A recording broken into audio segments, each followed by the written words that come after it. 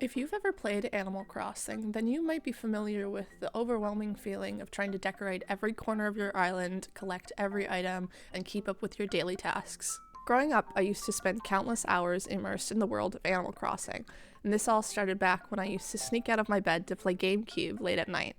Over the years, I've played every installment, and each one has taught me something new. While there has been times I've put the game down, I always find myself coming back to it. No matter how much time passes, there's always something comforting about returning to my little virtual village. So cozy up, grab some water or a cup of coffee, and let's chat about how to keep Animal Crossing fun and not stressful. If you've ever found yourself aimlessly running around your island, not really sure what to do next, you might be experiencing a bit of burnout. It can sneak up on you, even in a cozy game like Animal Crossing. One of the most common signs is when you're no longer excited to boot up that game that you used to love. If you're losing interest in things that used to excite you, it might be time to pause and check in with yourself. This feeling may manifest in other ways, such as feeling instantly overwhelmed when you log in by all of the cluttered items that feel like a chore to clean up. Or maybe you stop doing daily tasks, not because you don't want to, but you just can't be bothered, and shaking every single tree on the island feels like way too much effort. And finally, you might be playing Animal Crossing because you feel like you should, and not necessarily because you want to. Animal Crossing shouldn't feel like a job you have to clock into every day. It was never meant to be about checking off endless to-do lists or chasing perfection. At its heart, it's a game about slowing down, finding joy in the little moments, and creating a space that makes you happy. If it's starting to feel like a chore, then that's a sign to step back, breathe, and maybe shake up how you're playing. I strongly believe that Animal Crossing was never a game that was meant to be binged. I think it's very different from other games where you grind for hours and power through quests. Back when I was a kid playing on the GameCube, I'd log in almost every day just to check on my villagers or maybe catch a few bugs. The gameplay has stayed pretty consistent over the years, and honestly, that's both a strength and a challenge. I'd be lying if I said I never got tired of it. Sometimes the repetition feels comforting, and other times it can wear you down. But forcing the game by binging creates issues, like running out of content way too fast. When you squeeze everything the game has to offer into a few marathon sessions, you burn through events, upgrades, and goals that were designed to be stretched over weeks or even months. Suddenly, you're left with nothing to do, and that magical feeling of discovery starts to fade. It's easy to hit a wall and feel like there's just nothing left. When New Horizons dropped during lockdown, it kind of changed the way that everyone played the game. A lot of us binged it like crazy, myself included. It brought a lot of comfort during a weird time, but the problem with that is that it was never designed to be binged long term. New Horizons is one of my favorites in the franchise, but the beginning of the game isn't exactly perfect. In fact, it can be kind of frustrating. The slow drip of progress and having to wait real-time days for buildings to be constructed or certain features to unlock can feel more like gatekeeping than gentle pacing. When you're excited to dive in and build your dream island, but instead you're stuck waiting for a shop to open or having your first bridge to be built, this grind can really drag out and even kill the momentum you had when you first started the game. If you really want to, you can always time travel to keep going, and for some players, that's a fun way to stay engaged. But sometimes, the better move is to simply put the game down and pick up something else for a while. Giving yourself space from the routine can help you come back with fresh eyes and renewed excitement for the next steps. After all, Animal Crossing is meant to unfold slowly, and there's no rush to the finish line. It's not really a game that you're supposed to beat. There's no final boss, and no leaderboard. If you need to skip a day or two, life happens. The game will always be there for you when you're ready to come back. Animal Crossing is more like a cup of coffee that you sip on slowly throughout the day, as opposed to a glass of water that you chug after running a 5-hour marathon. Just spend a few minutes a day saying hi to your villagers, rearranging a flower bed, or catching a bug. That's the rhythm the game wants you to find. I personally have found that a regular routine works best for me. I play for about 30 minutes when I wake up or before I go to bed. By keeping Animal Crossing a part of my daily routine, I'm able to steady progress without burning out or getting stuck. For me, it's a short, relaxing break that I can look forward to every day. If this isn't the style of gameplay that you want, you can binge the game, but you have to be more strategic about the gameplay to ensure that you're not getting stuck in a loop. Animal Crossing can be broken down into different gameplay styles. By mixing up your gameplay, you can keep things fresh and avoid getting trapped in one routine. The first type is the daily chore grinding. This can be planting your money trees, harvesting fruit to sell, or other daily tasks that keep your island up and running. This can feel really repetitive, but it's perfect for those quick 30-minute sessions when you just need to check in and make progress without overthinking it. The second mechanic is the museum completion. If you enjoy fishing, bug catching, or diving for sea creatures, completing the museum is a long-term goal that can reward patience and offer a sense of accomplishment. Having a mix of short-term and long-term goals can keep the gameplay feeling fresh and manageable, which can prevent burnout by giving you both quick wins and something to look forward to. The last gameplay mechanic is more bingeable, in my opinion, and that's building an island decoration. Whether you're rearranging rooms in your house or redecorating your entire island, this gameplay is all about creativity. Building can feel deeply immersive and satisfying, feeding the desire to keep playing while also delivering a big visual impact that transforms your island in meaningful ways. It allows you to express yourself and make your island truly unique. I like to stack a few chore days, gathering all the materials and bells that I need, so that when a big build comes around, I can dive in fully. No distractions, no grinding, just pure focus on creating and having fun.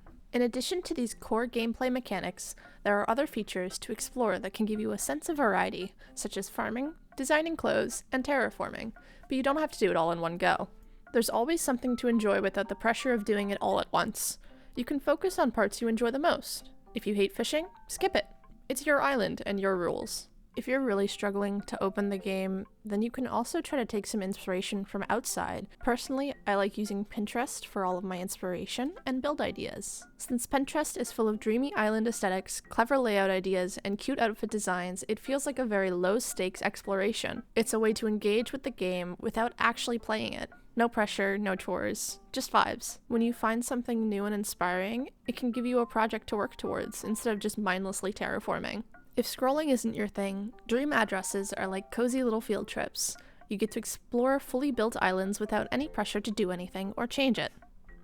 It's passive, but still inside the game world, which can be super refreshing when you're burnt out but still love the vibe of Animal Crossing. Visiting a friend's island can also be a low-effort way to feel reconnected with the community. You can take inspiration how others design their spaces, especially in unique and personal ways, and can spark creative ideas in a way that mindless scrolling often doesn't. When I'm feeling the most stuck, I like to revert back to to-do lists to give me some direction. Instead of working on massive projects like terraforming the whole island, I'll set tiny, little doable goals.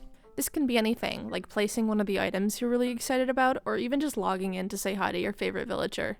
These little moments can help make the game feel fun again. It turns the pressure down and creates momentum without burnout sneaking back in. Sometimes even setting a small goal is too much, and you're allowed to just wander if you want to. As long as you're enjoying and having fun, then you're playing the game right.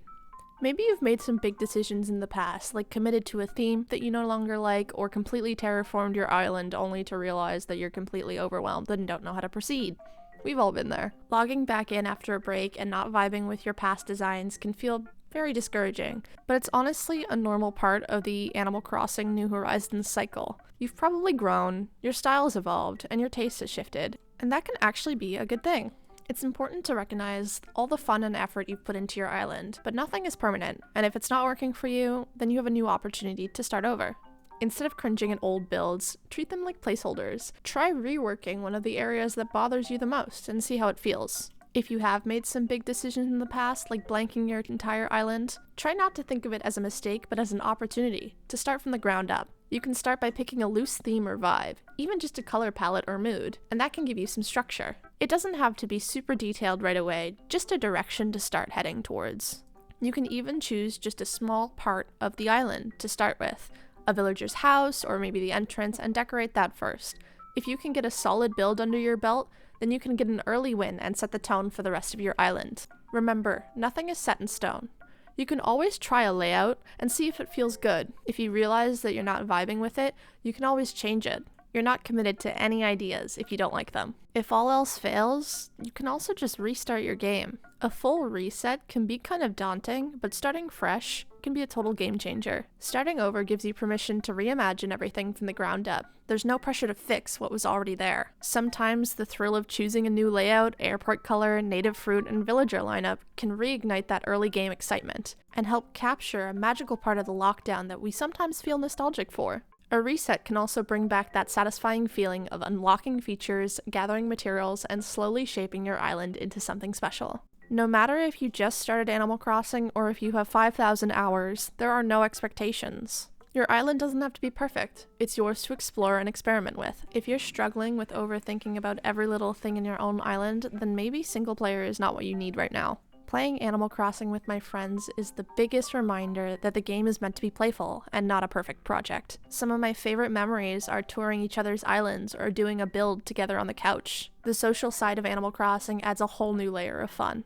Plus, friends can hype you up and give you fresh feedback that helps you see your island in new light. It brightens my day every time I log into my island and see that my friends have sent me a bunch of messages. I've kept every single letter that my friends have sent to me. Some of them are very heartfelt and make me want to cry, and then some of them are just keyboard spam or something funny. It doesn't have to be big, but it does get me excited to pick up my Switch every morning and see what's going on. Another way to engage with multiplayer Animal Crossing is through online communities. You can join things like Discords or Reddits and talk about the game you love so much, or visit other islands to trade and get access to new resources or items that you've never seen before. You can even find communities online through Twitch or YouTube, which will allow you to connect with other people you may relate to or who can help you get out of your slump. At the end of the day, Animal Crossing is meant to be relaxing. It's a cozy little world where you can set your own pace, follow your own rhythm, and build something meaningful over time. So if you're feeling burnt out, take a deep breath, slow down, and remember, it's your island life, and there's no right or wrong way to enjoy it. Whether you check in every day or take long breaks between, the charm will always be there waiting for you. If you enjoyed this video, don't forget to give it a thumbs up and hit that subscribe button for more content. According to my analytics,